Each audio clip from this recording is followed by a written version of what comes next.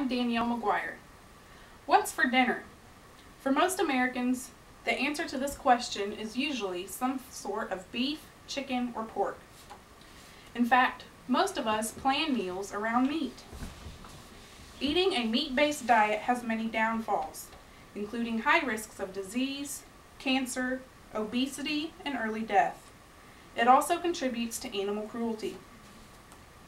I have been a vegetarian for over 2 years and can vouch for the benefits associated with switching to a meat-free or reduced meat diet.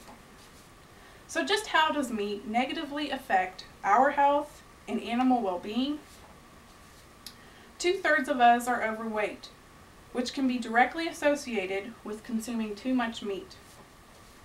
People who eat meat generally make poor food choices. The average American eats 2 pounds of meat per week.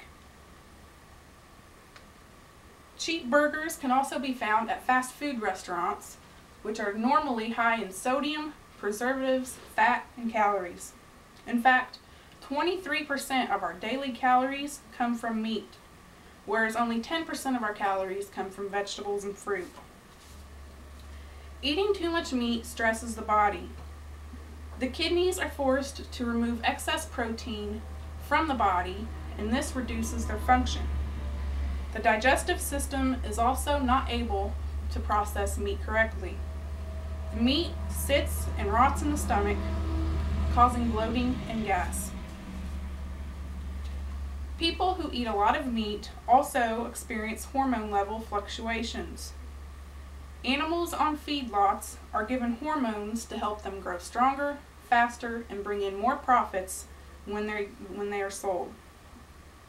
For us, who eat that meat, we have mood disorders, high rates of anxiety and depression, and other brain disorders with the hormones in our body. Red meat raises the risk of disease and cancer. When meat sits and rots in the stomach, oxidants form. These oxidants can result in colon cancer later in life. Red meat is also high in cholesterol and saturated fat. These fats raise blood pressure, harden the arteries, and lead to heart disease. Diabetes risk skyrockets with high meat and calorie intake. The ways that corporations raise our meat and process it is very unethical. Thousands of animals live in airless, sunless facilities and spend the last few months of their life standing in their own waste. Disease is rampant in these farming operations, so antibiotics are given to help reduce the incidence of disease. Unfortunately, antibiotics stay in the meat that we consume. This leads to antibiotic resistance in people and to giant superbugs that resist antibiotics if they ever encounter humans or switch species. Animals on concentrated animal feeding operations, or CAFOs, are forced to eat an unnatural diet. Corn, animal protein, hormones, and vitamins are all fed to these animals to make them grow faster and make them gain a lot of weight really quickly. As you can see, many problems exist with a meat-based diet, but we can help solve them. Lower the amount of meat in your diet and eat more produce. This improves health and lowers animal suffering. Becoming vegetarian is the best option to help solve these problems, but simply cutting down on the amount of meat you eat each day or each week can have a lot of health benefits and also reduce animal suffering. Eating more fruits and vegetables improves your digestive function. Fibrous material found in plants helps move food smoothly and fastly through your colon and your intestines, and that in turn lowers your risk of colon cancer. Produce is also low in calories, so you can eat a lot and not really gain any weight from that. Fruits, vegetables, and whole grains stabilize blood sugar and glucose levels, which lower the risk of heart disease and diabetes. When we don't eat antibiotic-ridden meat, we reduce our chances of becoming antibiotic resistant. Eating more produce also saves us a lot of money because we aren't buying meat. The demand from concentrated animal feeding operations goes down, and so does their animal production, in turn lowering the animal suffering. Some people fear that by foregoing a lot of meat in their diet, they will always feel hungry. Fortunately, with the right mix of vegetables and grains, you can feel full at every meal.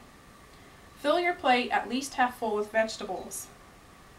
25% of your plate can be meat or other vegetables. If you choose meat, go for a size about the size of a deck of cards or 2 ounces. The other quarter of your plate you can fill with grains or more vegetables. Together, those will give you a nutritious and filling meal. Lowering the amount of meat you eat each day has many ethical and health benefits. When you lower the meat intake in your diet, you also lower the protein. However, you can get adequate protein from fruits, vegetables, and grains. A single serving of meat can supply almost a day's worth of protein. Eating less meat, you will probably cook more often at home. Some people are concerned that cooking is too time-consuming or too expensive, but there are a few ways to offset that. When you do cook, cook larger portions. You can refrigerate leftovers or freeze them for later. Also, washing and pre-cutting vegetables allows you to store them for up to a week until you need them. I personally have benefited from being a vegetarian. My blood pressure and fat levels are excellent. Without any effort, I lost 30 pounds. Some people, all they do is eat meat with their meals, and they fear that ridding meat from their diet would be really hard for them, and they don't think it's possible. But I can tell you that I went from a person eating chicken 4 or 5 times a day to not eating any, and it was one of the easiest and most rewarding things I have ever done. Meat-based diets have many disadvantages, but by planning meals around produce, you can not only improve your health and reduce your risk of disease, but you can also help end animal suffering. 2/3 of Americans are overweight or obese and will eventually suffer from heart disease or early death. Now, more than ever, it is important to make healthy changes to your diet and lifestyle. I am not asking you to give up meat completely, but to be more aware of what you eat. Cut back on large portions of steak and pork. Treat these things as you would ice cream, candy, or soda, as simple indulgences, not staples. By doing this, you can enjoy a longer, healthier, and happier life. I used several books of research for this presentation. If you want to take a look at them at the library, there's Michael Pollan's new book, Food Rules, Tristram Stewart's The Bloodless Revolution, Mark Bittman's Food Matters, You Don't Need Meat by Peter Cox, Being Vegetarian for Dummies, Savor by Lillian Chang, and The Mayo Clinic Diet by the Mayo Clinic Doctors. I have some pictures I would like to show you of concentrated animal feeding operations. This here is a typical hog farm. This is actually not that crowded because, as you can see, there's only about 6 or 8 hogs per pen. However, they are in an inside enclosure and they are standing in their own waste. This is a cattle CAFO. Although this is outside, you see this, all this brown, that is not dirt, that is feces. And if you look closely, you can even see that that might be a dead animal, and there are a lot of animals laying down that are too sick or too heavy to stand up anymore.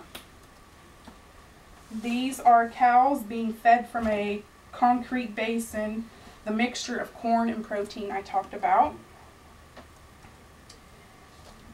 Here are some more cows inside of a concentrated animal feeding operation. These cows on the edges are actually tethered to steel posts so that they only have room to stand up and lay down. They have no room to walk around, and you can also see the piles of waste on the ground. And this one is a picture of some live chickens being hung upside down, being ready for slaughter. Thank you.